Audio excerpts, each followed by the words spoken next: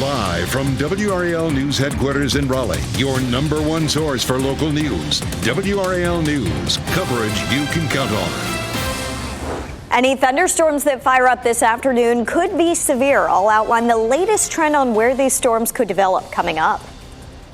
The boyfriend of missing Moore County woman Alicia Watts is now a person of interest. WRAL's Chelsea Donovan will give us a closer look at new information revealing what happened the day officers found James Dunmore unresponsive in her car.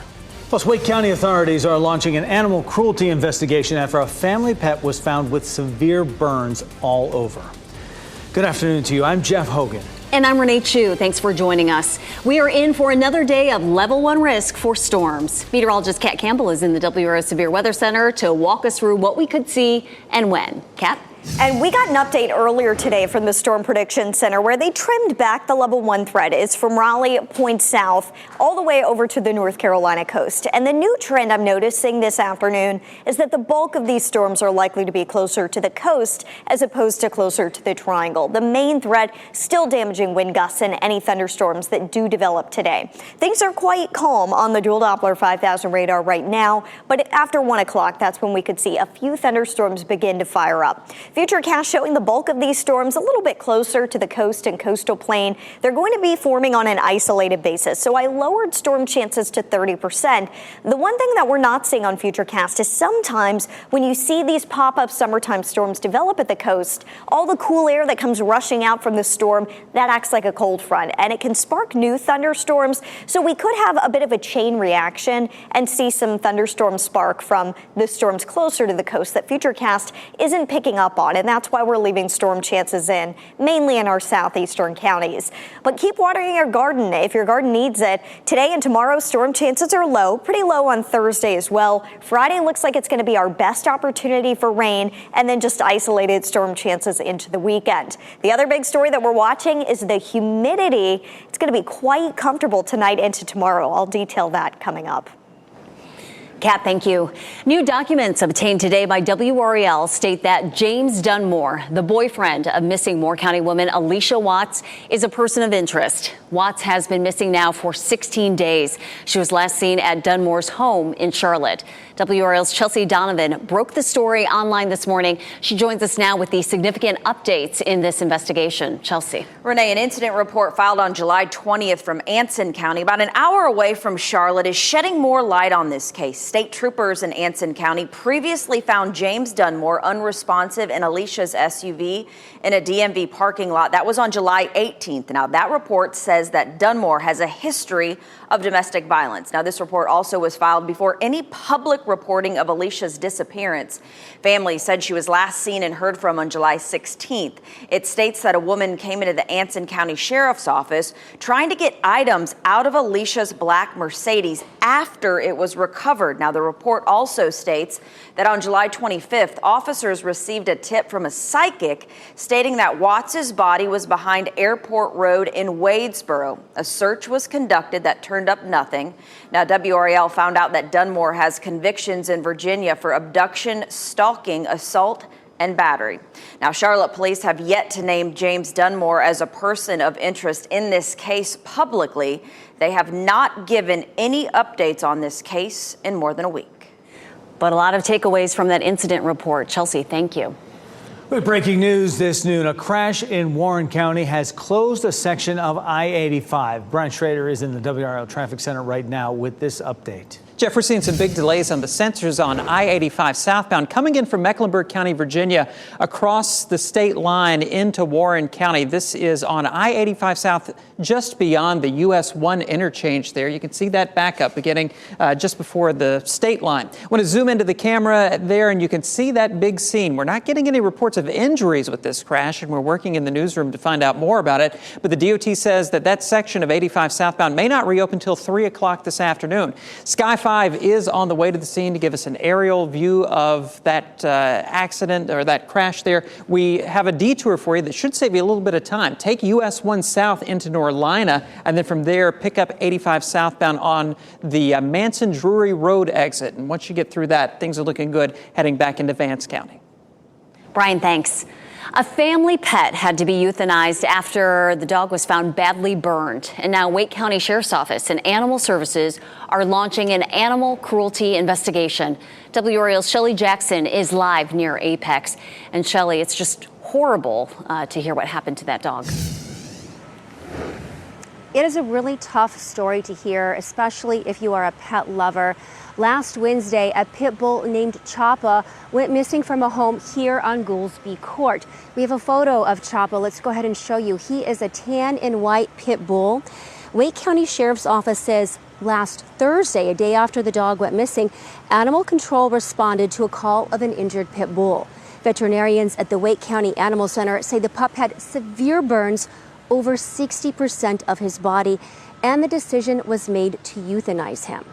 So right now, they have launched Wake County officials have launched an animal cruelty investigation. They are asking anyone with any information on what happened to Choppa to please reach out to them. Their information is on our website, WRAL.com.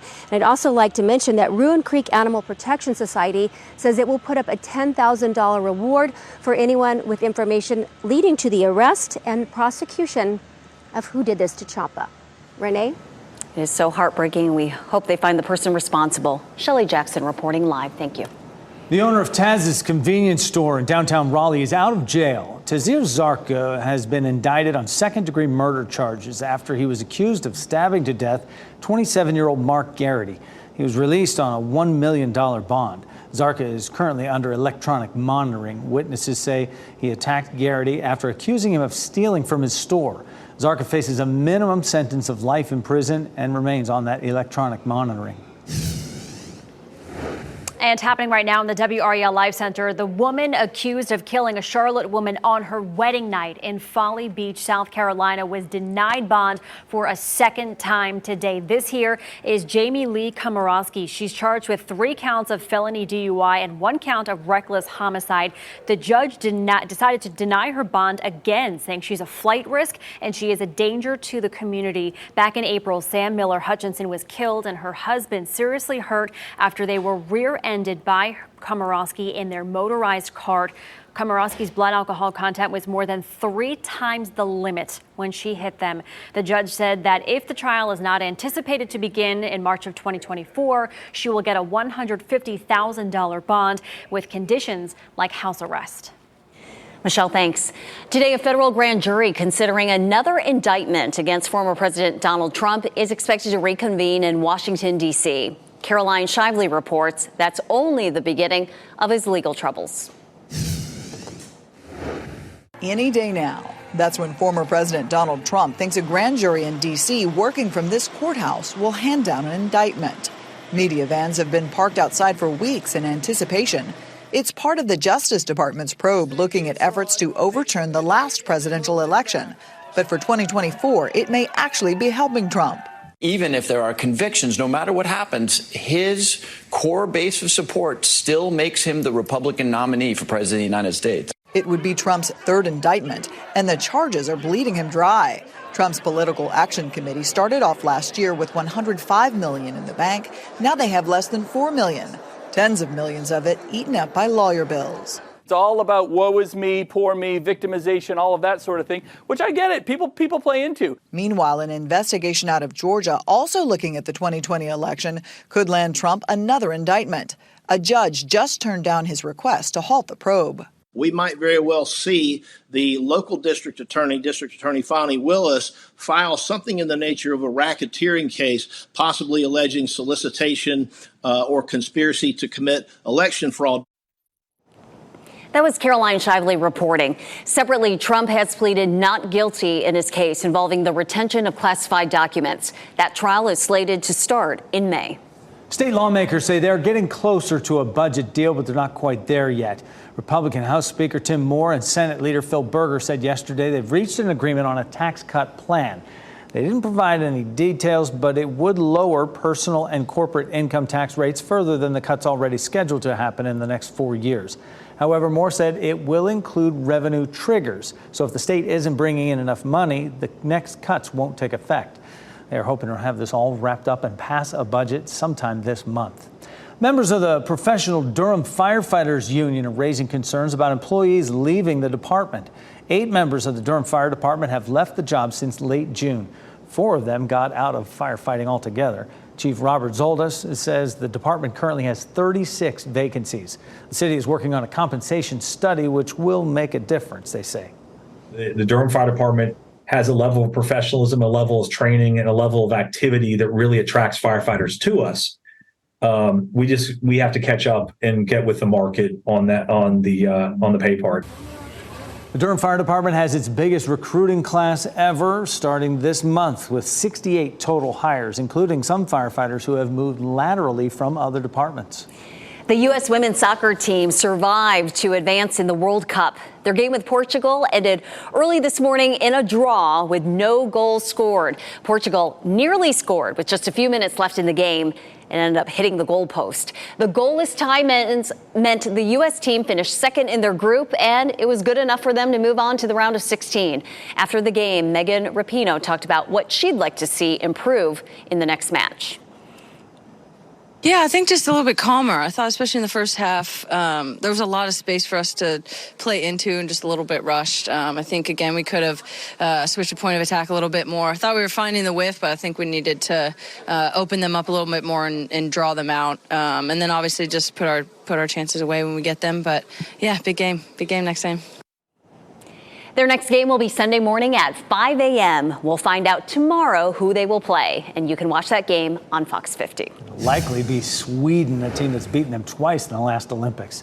Next at noon, best friends who died together in a crash. The vigil for 2 Person County teens tonight and how that wreck happened. Also, the investigation continues into an American nurse and her daughter kidnapped in Haiti. How the locals say she organized a school and a hospital for them. Let's look around for law enforcement in your neighborhood tonight. Dozens of events designed to bring communities together on this national night out.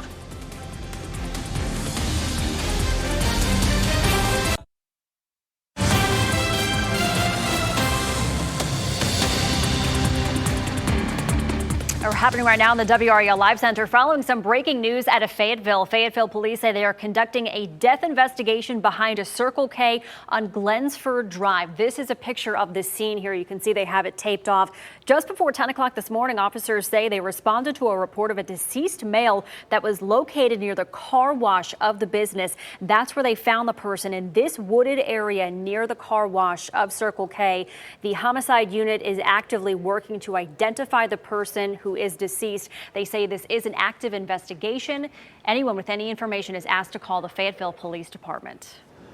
People will come together later in Roxborough to remember 2 teenage best friends who were killed in a crash. It is happening at the McDonald's on Madison Boulevard at 8:45 tonight. Authorities say Jordan Humphrey and Isaac Bowen were killed Saturday morning on Shiloh Road near Dorothy Brooks Lane. A driver in another car identified as Stephen Moore crossed over the center lane. Moore is facing several charges, including DWI. Investigators say 3 others were in that car with the teens, including Bowen's brother, Tyler. He is recovering in the hospital. The investigation continues after an American nurse working overseas in Haiti was kidnapped by gang members. The woman's child was also abducted. Jackie Ibanez has the new developments as conditions in Haiti continue to decline because of ongoing gang violence. Protests erupting in Haiti as angry residents across the nation's capital call for the release of an American nurse and her child that were kidnapped by gang members. Release our mother, the mother of the population. She built a free school for us, a free hospital for us. According to the Christian humanitarian organization she works for, Alex Dorsonville and her child were abducted last Thursday. Originally from New Hampshire, Dorsonville was in Haiti providing care for community members at a local ministry run by her husband. The safety and security of American citizens overseas is our highest priority. We are in regular contact with the Haitian authorities. According to reports, the kidnapping happened the same day the U.S. State Department issued a do not travel advisory for Haiti, telling non-emergency workers to leave as gang violence continues overwhelming the country. We don't have anywhere to stay. The bandits kicked us out of our home. They rape us even if we are old. Even the little ones, they rape them also. The fighting making neighborhoods unsafe for residents, forcing hundreds to gather outside the U.S. Embassy. But Haitian police have been working to remove those seeking safety. I've been on the streets since Saturday. I have no other place to go with my 3 children. Data from the UN reveals roughly 80% of Haiti's capital is now controlled by gangs. That was Jackie Ibanez reporting. Because of the ongoing investigation, the State Department is not commenting on whether the kidnappers in Haiti are demanding any ransom. Clear the Shelters, NBC's annual pet adoption campaign, kicks off today and continues all month long. Each day, WRAL will highlight a participating shelter in our area. Today's shelter spotlight is Safe Haven for Cats, located here in Raleigh. One of their furry friends looking for a forever home is this 2-month-old orange tabby, Snurfette. She is just the cutest and has lots of energy and love to give. And that's not all. Check out 3-month-old Calgira on the left. She came to the shelter from Johnston County and loves toys. And on the right, this is McGrath, an 11-year-old male who still loves to explore and is very friendly. So come on, guys, let's clear those shelters. You can find the entire list of shelters for this year's Clear the Shelters campaign by going to WRAL.com and searching shelters. Great month, doing a lot of good. Tonight is National Night Out. Police departments here and across the country will be hosting events to promote good relationships between law enforcement and the communities they serve. Raleigh, Chapel Hill, and Fayetteville police are among the departments hosting block parties, cookouts, and other events tonight. Nearly 30 events are scheduled in Raleigh alone. You can find a full list of events on our website, WRAL.com. Just search National Night Out. Always good getting the communities together, showing the police in a different light. Well, it'll certainly be comfortable temperatures for that cookout, but you may have to dodge some rain and storms. Meteorologist Kat Campbell in the WRAL Severe Weather Center. First off, a beautiful look there at White Lake. I mean, isn't this a place to be today? Near a body of water. It's just one of those warm summer days where it's not too hot and it's not too humid outside. This is a live look from the Grand Regal there at White Lake, and you can see some folks in the water just enjoying the day. It's nice so far, and we still have a couple more hours before we would have that storm threat really firing up. We are watching some clouds that are developing closer to southern Sampson County's points east. We're going to see if those continue to climb and get taller, and that would be a sign that a thunderstorm may be trying to develop. But for now, all is quiet on the radar. We are looking at less humid conditions outside today. Yesterday, our dew points were in the 70s. So yesterday, we were in the tropical category of the muggy meter. Today, it's feeling steamy out, but, you know, for August, not bad. And then during the day tomorrow, we're actually going to see things drop into the tolerable category with the dew point of 62. It should be a great day outside tomorrow. Today, you may have to dodge a few storms, but that chance is only 30%. So I've lowered storm chances into the afternoon, favoring really the eastern part of our viewing area, a little bit closer to the coast. Otherwise, it's not a bad day to go to the pool. I mean, storm chances are low. Unfortunately, any that develop could be intense, but I wouldn't let that hold you back for now. Tonight, low temperatures are quite comfortable. As we see the drier air move into the area, our low temperatures are able to fall into the low to mid 60s. So by daybreak tomorrow morning, you're going to be waking up to 66 degrees in Durham and Fayetteville, 65 in Raleigh, possibly 63 in Rocky Mount. A really beautiful start to the morning. And then temperatures are going to be climbing from there. Once we get to 10 a.m., we're back up to 77. High temperatures tomorrow should climb back into the upper 80s. But try to get outside, get some fresh air. Should be the nicest day of the week. And today is the first day of August. Happy August. Typically, we start the month with a normal high of 90, normal low of 70, but by the end of August, our normal high dropping into the upper 80s and our normal low back in the upper 60s. Something to note about August is it is typically a pretty wet month for us in central North Carolina. The average rainfall is over 4.5 inches, and one of the reasons that that number is so high is unfortunately the tropical season, the Atlantic, really starts to become more active as we head into August, September, and October. So keep that in the back of your mind. No threats right now, but just a good reason to always be prepared. Outside, we are seeing cooler than normal temperatures for now, and that's because we've got this big dip in the jet stream, and that's funneling in some less hot and humid air along with high pressure assisting to the north. At the surface, we'll stay in this below normal temperature pattern likely through the remainder of the work week, but once we get to the end of the weekend, Sunday and into next week, above normal temperatures likely to build back in, and that big heat dome pretty much staying centered over Texas and the southwest all throughout the week, but backing off a little compared to last week. High temperatures stay in the 80s for the next few days. Storm chances lower tomorrow and some isolated storm chances Thursday. Friday trending a bit wetter. I'll have more on that coming up. Renee and Jeff. Kat, thank you. For children with lead poisoning, the drug used to save their life is now disappearing. The shortage comes as WRAL Investigates uncovers Durham parks with elevated levels of lead. Tonight at 6, we hear from the state's Poison Control Center on what's being done to protect your kids. In North Carolina, we love our big cars and trucks, but they have blind spots. Coming up, 5 on Your Side is going to tell you what front-over accidents are and just how easily they can happen. Also still ahead this noon, despite cooling inflation, many Americans are still struggling to keep up with their bills. And you may need to invest in new chargers if you plan to get the new iPhone 15. We'll take a closer look at these business headlines next.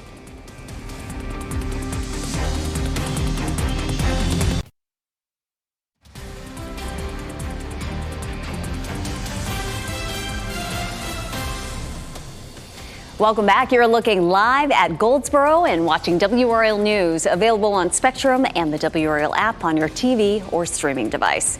AMC gets a big boost from Barbie and Oppenheimer. And inflation may be slowing, but paychecks are still being stretched thin. Those are among today's business headlines with Maribel Aber. Inflation may be easing, but more than half of Americans say they are still living paycheck to paycheck. 61% of people polled say they're stretched thin, going from one paycheck to another. That's the same as last year when prices were soaring. Now, all of this is according to a report from Lending Club, and it found lower income Americans are still being especially hard hit. 3/4 say they're going from check to check. The iPhone 15 could feature some major changes for Apple. For one, the charging port will be different. According to a Bloomberg report, both the iPhone 15 and the 15 Plus will have a charging port that's compatible with USB-C charging. That's the setup used on most devices, including Android phones. Apple has been using its proprietary Lightning charger. Switching to USB-C charging comes after the European Union approved a regulation requiring devices to support a common charger. Barbie and Oppenheimer were record setters for AMC. The theater chain said it rang up its best week ever in ticket revenue during the last week of July. The 103-year-old company is riding the success of Barbie and Oppenheimer at its 65 U.S. locations. The two movies have been out for just a week and a half and have already taken in more than $1 billion globally. AMC also said it's been getting a boost from Haunted Mansion, Mission Impossible, and Sound of Freedom. And those are your business headlines. I'm Maribel Aber at the NASDAQ Market Site. If you have a new Ford F-150 truck, you're going to want to hear this. Hundreds of thousands of those trucks are being recalled because of a problem with the parking brakes. The recall includes more than 870,000 trucks from model years 2021 to 2023. Ford says the parking brake may become activated on its own while driving, increasing the risk of a crash. If you have one of these trucks, you can get it inspected for free at the dealership. Adidas signed a record-breaking deal with Manchester United. The German sportswear giant is extending its partnership with the team for another decade. The new deal is valued at $1.2 billion. Manchester United first linked up on an apparel sponsorship in 2015, and before that, Manchester United had partnered with Nike.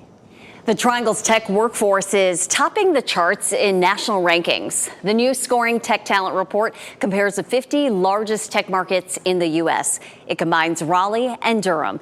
Together, the tech workforce grew more than 24% in the last 5 years. That means the area now has the 19th largest tech workforce in the country.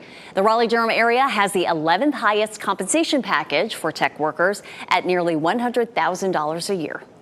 The White House is calling on Congress to immediately renew a controversial surveillance program. We'll take a closer look at that program next at noon. Plus, happening today, leaders with Wake County Public Schools will give an update on its ongoing bus driver shortage and how parents can have a say in what their children are being taught inside schools. That just ahead. As we head to break, here's a look at the winning lottery numbers.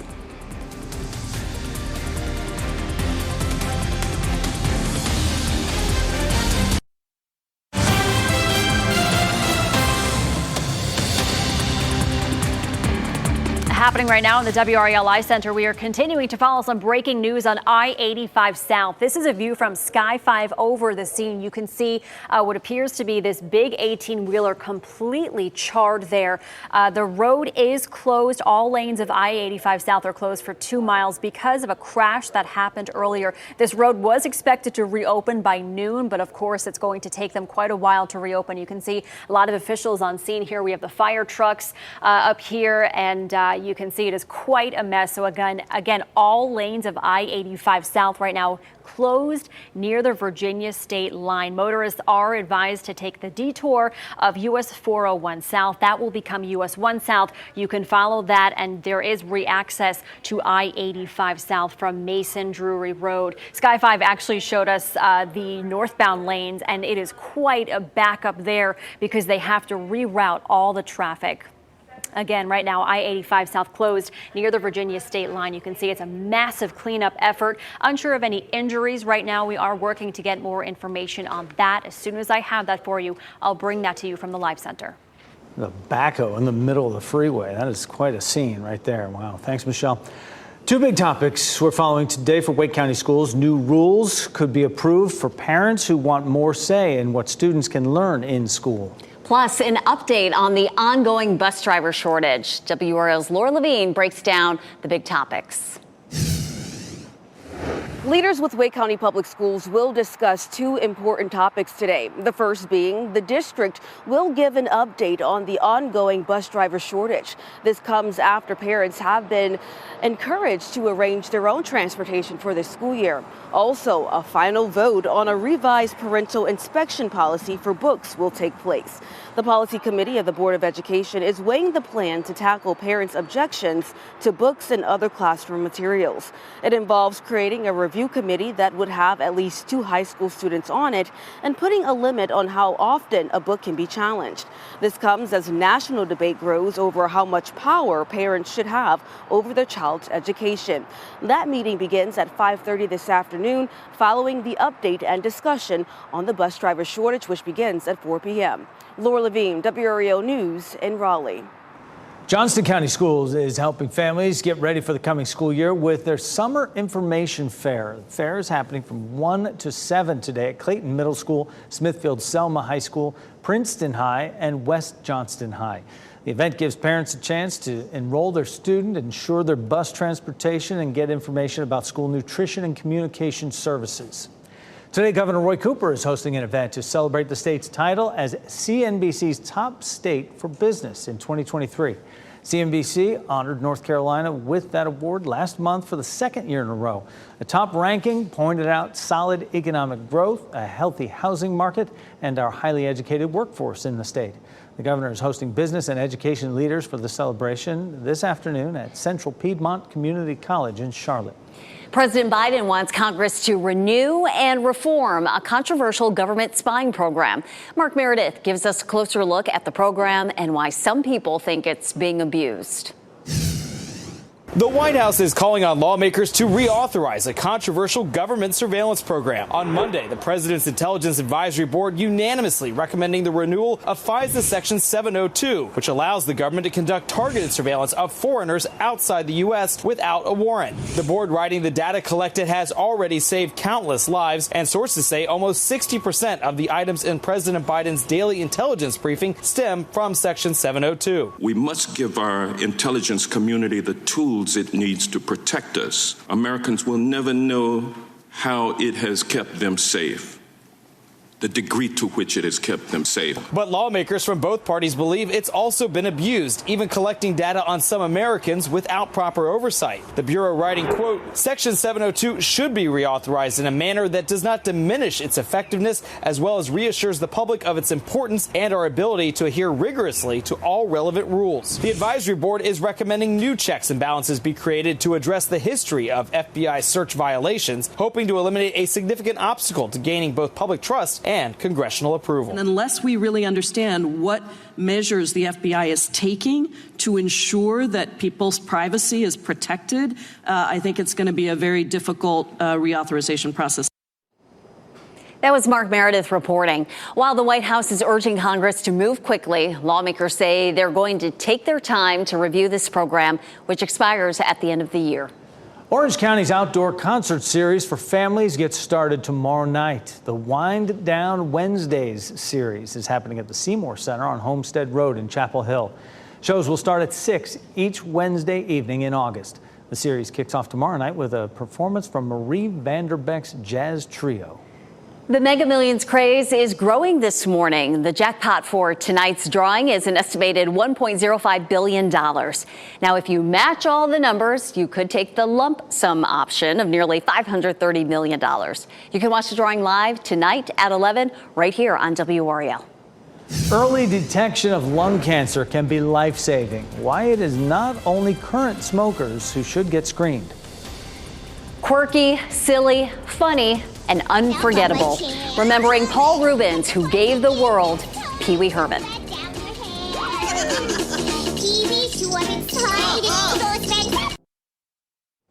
Welcome back this noon. Today is World Lung Cancer Day. And here in the U.S., lung cancer is the second most common cancer in both men and women, which is why screenings are so important. Right now, lung cancer screenings are recommended annually for adults between 50 and 80 years old who have a 20-pack year smoking history and currently smoke or have quit within the past 15 years. While smoking is the leading cause for lung cancer, there can be other risk factors as well. For example, lung cancer can run in a person's family, or they could be exposed to something like environmental radon. If you are in that group that would qualify for screening, I would certainly recommend that. So we have a chance to find any possible sign of the disease early. That doctor says besides lung cancer screenings, it's also important to tell your physician about any concerning symptoms like coughing up blood, losing weight, new shortness of breath, or wheezing. A new study reveals just one alcoholic drink a day can increase your health risk. Researchers say it can raise your blood pressure over time, increasing heart disease and stroke risks. Researchers say alcohol raises the stress hormone cortisol, which could contribute to a rise in blood pressure. Taco Bell's menu just got a new item. For a limited time only, customers can order the new grilled cheese dipping taco. It is filled with shredded beef, jalapeno sauce, and cheese. It also has grilled cheese on the outside of the shell. Taco Bell says the latest item is inspired by the Mexican meat stew dish called birria. It will also be available starting Thursday. If your summer plans involve a trip overseas, a new device could make it easier to communicate in a foreign country. We'll take a look at this unique device next. And we'll explain how a losing lottery ticket can score you a free Krispy Kreme original glazed donut.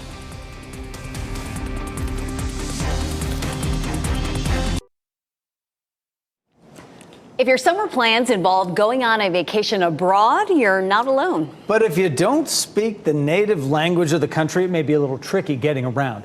Jackie Banya shows us the unique device breaking down language barriers and helping tourists travel with ease. Summer and vacations usually go hand in hand. And with international travel numbers still rebounding after the pandemic,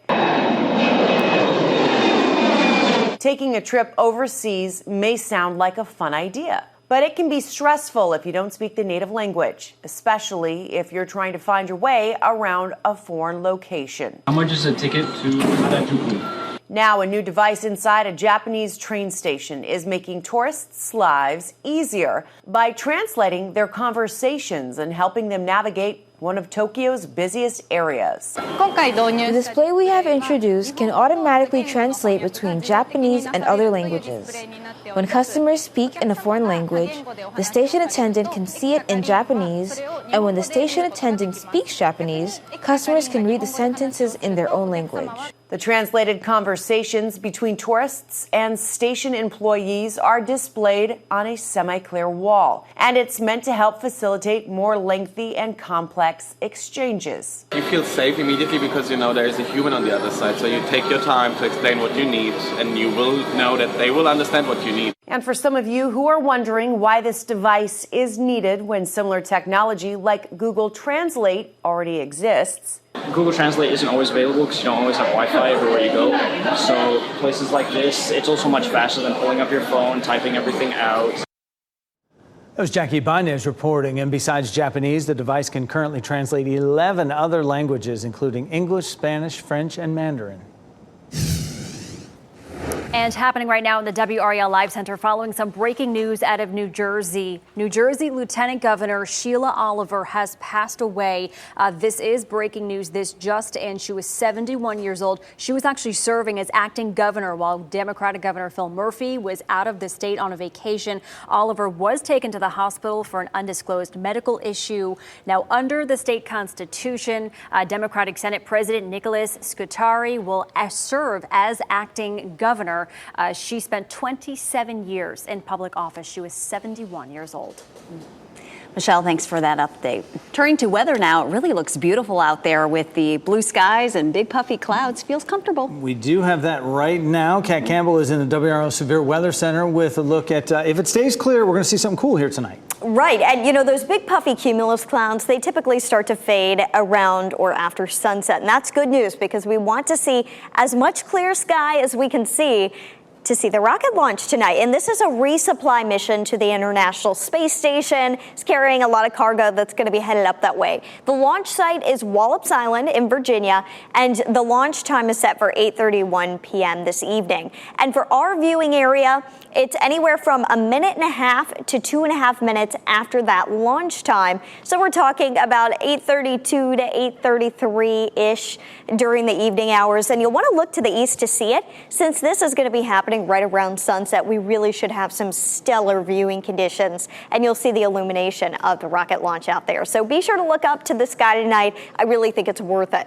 The WRAL live camera network showing it's a beautiful day at the DBAP in Durham.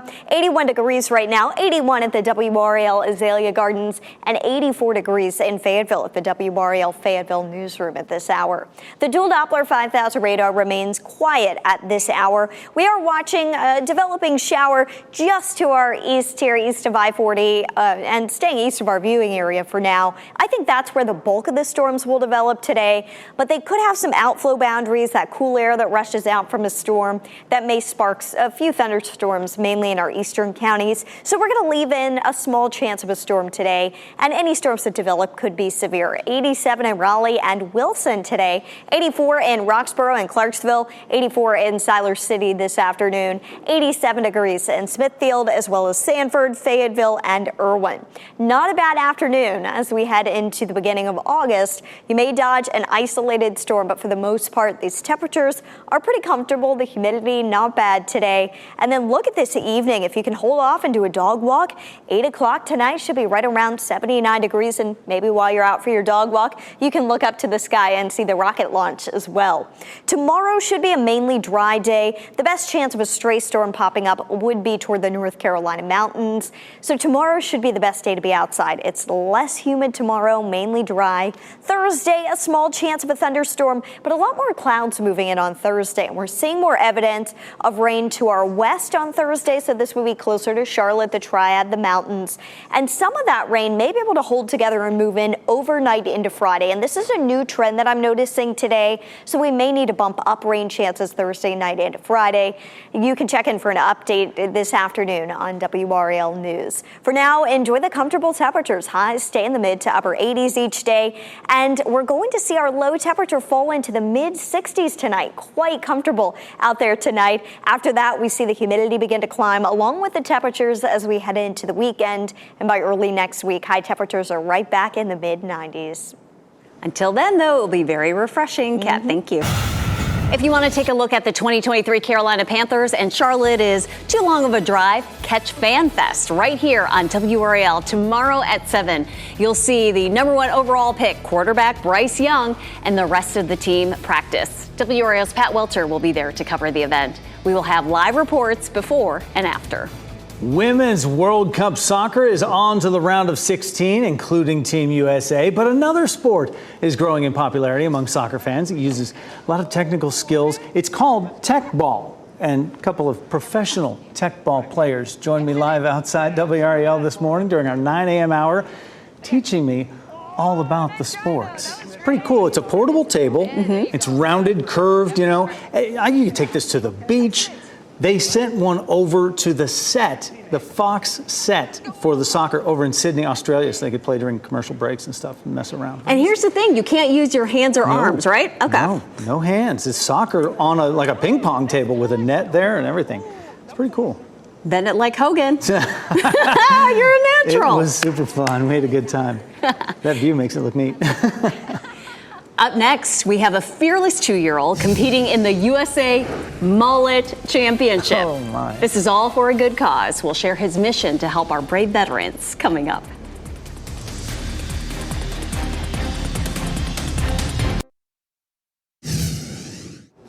We wrap things up with a look at a few of the headlines we're following for you today. The boyfriend of a missing Moore County woman is now a person of interest in her disappearance. Documents from the Anson County Sheriff's Office also say James Dunmore has a history of domestic violence. Alicia Watts disappeared and was on her way to Charlotte on July 14th to visit Dunmore and hasn't been seen since. Her SUV was found last month. Dunmore was in it, but Watts was nowhere to be found. The Wake County Sheriff's Office is looking for the person who intentionally caused severe burns to an Apex family's dog. The pit bull named Choppa got away from home on Stevenson Road Thursday. A day later, he was found with 60% of his body burned. The injuries were so severe that Choppa had to be euthanized. Anyone who may have information about who's responsible is asked to call the Wake County Sheriff's Office. It's a big issue. Southbound lanes of I-85 will be closed at the US 401 exit for a few more hours today. Sky 5 flew over the scene near Norlina in the last half hour.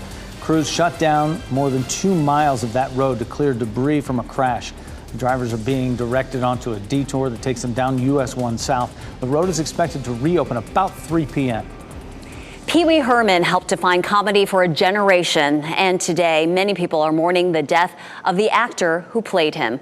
Paul Reubens died Sunday night after a battle with cancer that he never shared publicly. He really was a huge piece of childhood for people of a certain age. So many people who grew up in the 80s have fond memories of Pee Wee's Playhouse and the movie Pee Wee's Big Adventure. A toddler in New York is hoping his hair can raise thousands of dollars for veterans. 2-year-old Grayson Woods has entered the USA Mullet Championship. If he wins, $2,500 will be added to his bank account, and the fundraising efforts will go to the Jared Allen's Homes for Wounded Warriors. The USA Mullet Championship is currently in its second round of online voting. A losing lottery ticket could still be a winner at Krispy Kreme. The chain is giving away a free glazed donut August 1st and 2nd, today and tomorrow, to customers who bring in a Mega Millions ticket from tonight's big drawing or a losing ticket from any lottery. Krispy Kreme says the deal is to let everyone win some dough. Now to our pet of the day. This is Shelby, a beautiful, fully vetted 4-year-old who loves other dogs and people. She is good with kids and cats and just needs a yard and people to love. She's potty trained and doesn't need a crate. She cannot live in an apartment and must have a house. She would do best in a home with another dog because she loves them so much. Going back to the classroom may be exciting for some students, but others may feel a little nervous. You can understand that. Today on our news at 4, how to help your child with back-to-school anxiety.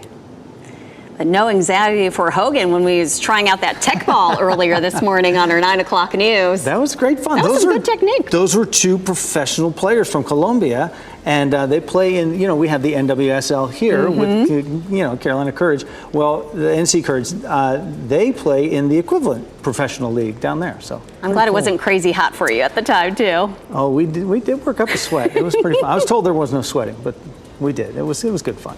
We had a great time. NBC News Daily is next on WRAL. Your next local news update in 30 minutes. Get breaking news updates anytime with our WRAL News app. Have a great day.